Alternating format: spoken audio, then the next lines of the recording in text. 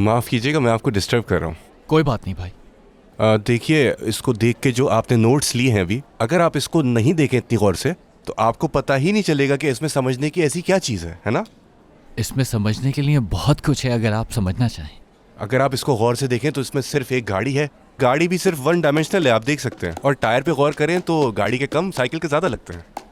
मैं समझ गया। लगता है कि आपका सेंस ऑफ आर्ट बिल्कुल जीरो है। समझे आप? मेरे ख्याल से जिस आदमी ने इसको तख्लीक किया है वो एक क्राइसिस में मुब्तला था। अब इसको देखें, गौर करें तो यहाँ पे आपको 30,000 रंग की लाइनें मिलेंगी और वो 30,000 रंग की लाइनें उन मैडम के मुताबिक 40 लाख रुपए की हैं। वो सब तो छोड़िए, उसके नीचे एक मुट्ठी भर पत्थर फेंक दीजिए और बस आपका एक यूनिक आर्ट तैयार हो चुका। ये कैसा आर्ट है भाई? एक काम करो तो चले जाओ यहाँ से।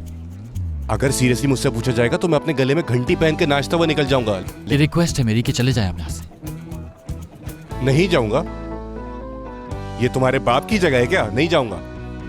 Excuse me. अच्छा, ये देखता हूँ क्या करती है।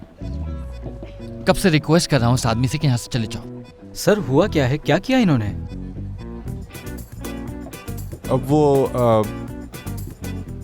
अरे आप अरे मैं तो आपकी बहुत बड़ी फैन हूँ, यानी आपकी पेंटिंग्स की मैं बहुत बड़ी फैन हूँ यार। आपके स्ट्रोक्स कितने कमाल के होते हैं पेंटिंग्स में। उफ मेरे खुदा। अगर आप मेरी सच्ची फैन हैं तो मेरी एक रिक्वेस्ट है आपसे, क्या आप इन साहब को लेकर यहाँ से चली जाए फौरन। बहुत बड़ा एहसान होगा। मेरे ख्याल से तो क्या आपको मालूम है, इस आदमी ने एक नहीं सेकंड में 10 यार। दफा रिक्वेस्ट करके एक नया रिकॉर्ड कायम किया। हम यहाँ मजीद ठहरे तो बहुत कुछ सीखने को मिलेगा। सर प्लीज आप बाहर आइए।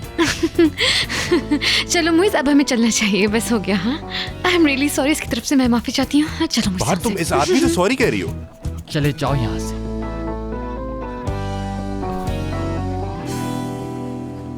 अच्छा हुआ तुम दोबारा मुझे मिल गई। क्या वाकई में? हाँ, मुझे लगता था तुम्हारे बारे में सब कुछ जानता हूँ, लेकिन फिर सोचता हूँ तो लगता है कुछ भी नहीं जानता। हमारे आने वाले दिन भी साथ खूबसूरत गुजरेंगे, ऐसा लगता है मुझे। सालों से मैं एक चीज पोस्टपोन किया जा रहा था। मैं समझी नहीं। एक बहुत इंपॉर्टेंट कुकिंग कंपटीशन है। सालों से मैं उस कंपटीशन में हिस्सा लेना चाहता था, अब लूंगा।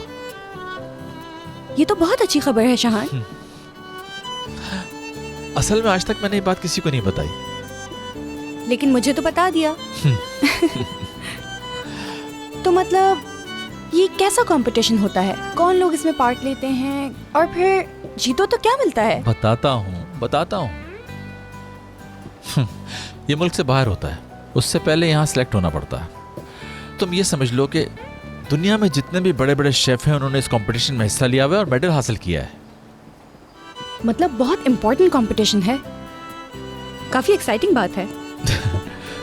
और विनर को अच्छे खासे पैसे मिलते हैं, यहाँ वाले कंपटीशन में भी और आखिर में फाइनल के एंड में भी। कंपटीशन जीत गया तो हमारे मसाइल हल हो जाएंगे।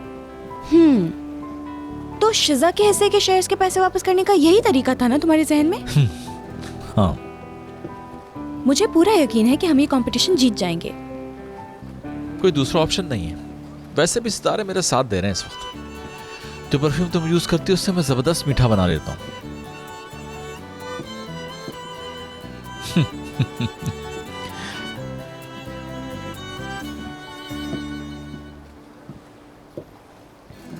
देखो बाहर, मुझे नहीं पता था कि वो आदमी कोई आर्टिस्ट है। बिहेव ऐसे कर रहा है जैसे कोई फेमस सिंगर हो। और फर्ज करो मैं इस बात को भी जाने देता हूँ, जब वो आदमी क्रिटिसिज्म सुनने को तैयार ही नहीं है तो आखिर काम क्यों करता है? तुमने सिर्फ उस आदमी को क्रिटिसाइज नहीं किया है मोइज, बल्कि तुमने अपने साथ साथ मेरा भी वहाँ पर मजाक उड़वाने की बिल्कुल कसर नहीं छोड़ी। कितनी बेइज्जती हो गई यार। बाहर उस पेंटिंग में गाड़ी के टायर साइकिल जैसे लग रहे थे, तो मैं क्या करूँ? हम दोबारा यहाँ नहीं आएंगे, बस खत्म।